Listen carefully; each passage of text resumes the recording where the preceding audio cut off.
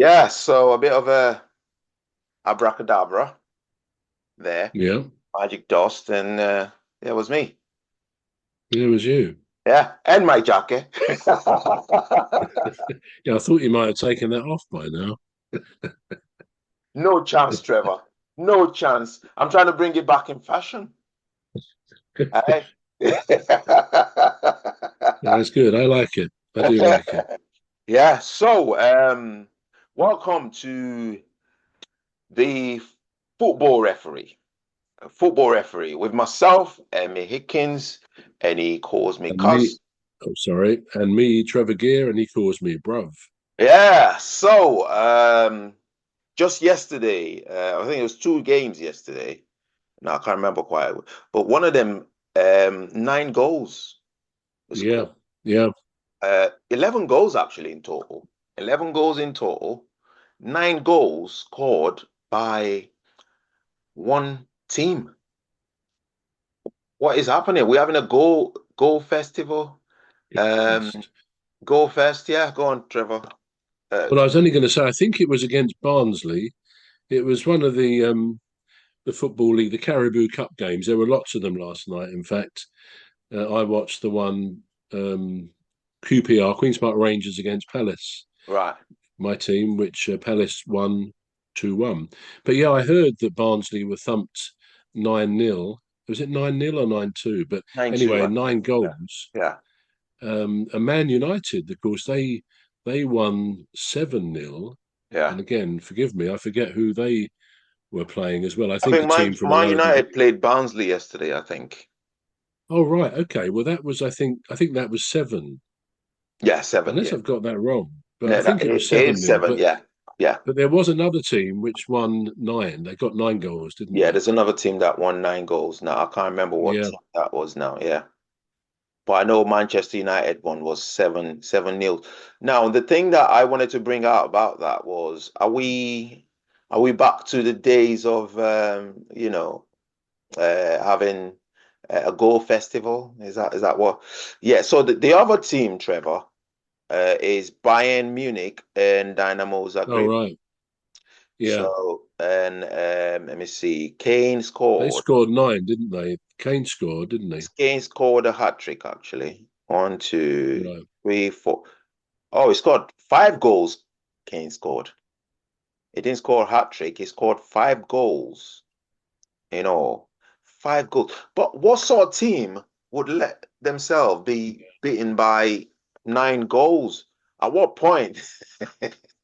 Well, again, it's I presume it was Champions League because that was last night as well, wasn't it? Yeah, it But I was. Yeah. gather that Harry Kane, in scoring all those goals, he broke three more records, Bayern Munich records. I mean, he broke lots of their goal scoring records last season. Yeah. So I don't know what it shows. I think it shows to some extent that the quality of the Premier League, the toughness of it, is probably the competitive side is probably the best in the world, the most competitive. It may not always be the best quality football, though the top teams are very high quality.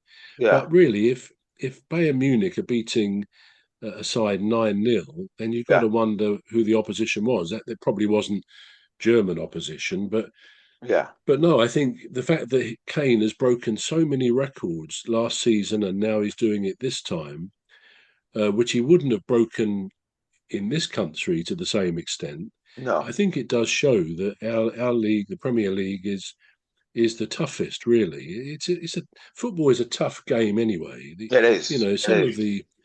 the pressure on the footballers that their ankle joints, their knee joints, the pressures are absolutely enormous. And of course, it mentally, we talked about confidence earlier, but mentally, you've got to be so tough because teams at the high level of professional football, in most respects, cancel each other out. You get defenses cancelling the attackers and vice versa.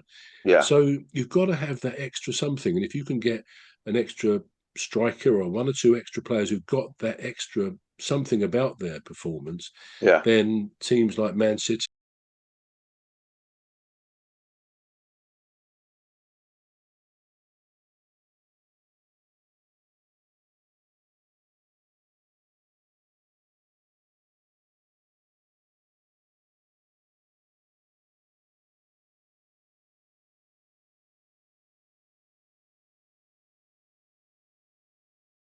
or one or two extra players who've got that extra something about their performance, Yeah. then teams like Man City, Liverpool, Man United, it's been in the past, probably will be again. Um, they win those games. But part of the pleasure of, you mentioned Goalfest, Yeah. part of the pleasure psychologically watching football is the scarcity of goals. If we were watching games every week, 7-0, 9-0, 12-0, something would be lost because we say, well, it's too easy for one side. One side is dominating the other. But Yeah. when generally speaking, you don't often get more than 3 goals. It can be 3-1 or 3-2. Most games, I guess, 1-0, 2-0, 2-1, two Yeah. two. And it is that scarcity of goals which makes when a goal is scored, the crowd kind of erupts with that surge of joy. And it is the word in those moments. Nothing Yeah. else matters but the great elation of your team scoring a goal. And you can only imagine what the player who has scored feels. It's Yeah. probably indescribable, that feeling of scoring a Premier League goal. So, excuse me. But yeah, I think it's good that we have a very tough league. And obviously, as the Champions League progresses, the teams get more equal and tougher, which make for much better games. Yeah. It does. Yeah. Um, Now to Manchester United, because I think they played Barnsley. Scored 7 goals. Yeah, Barnsley they played. So, what is your opinion? Well, I know you was probably on the favorable side of Eric Ten Hag. But is your Yeah. opinion shifted about him as being a manager? Only for the better, really. I mean, it won't do him any harm. Okay, it was Barnsley. Yeah, I don't know. Are they in the Championship or League One? I don't remember. But either yeah, way, it's a good result. I think Rashford is back to his best form, really, scoring goals again. yeah, And I like Ten Hag. The interesting thing is that you may or may not know that Man United, your team, come to Palace, my team, on Saturday. So I should be there fairly close to Eric, actually, because our seats are really with row 5. So we're right, quite nice and close to the pitch. So as he walks by, I'll give him a wave, as I do our own manager, and a cheer. Good yeah. luck, Eric, but you're not today, sort of thing. So it's going to be an interesting game on Saturday. I hate to say this, but given Man United's current form, I have a feeling it's going to be a tough one for Palace to win. Yeah. If we can't win, I at least hope we get another point because Palace haven't won a game out of 4 yet this season in the Premier League. All We've right. won 2 cup games, so we're not doing particularly well. So I wouldn't be surprised, hate to say it, but if Man United actually beat Palace on Saturday. But I will be there, shouting out for Palace as usual, and fingers crossed that it's a good game. Yeah. Well, I'll be cheering for Manchester United. I'm sorry, bro. I am I am sorry, bro. We have to be on the opposite side on this one. So, you're hoping for Palace to win. Of course, I don't share of course. I don't share that optimism with you. A friend of mine is a Palace supporter.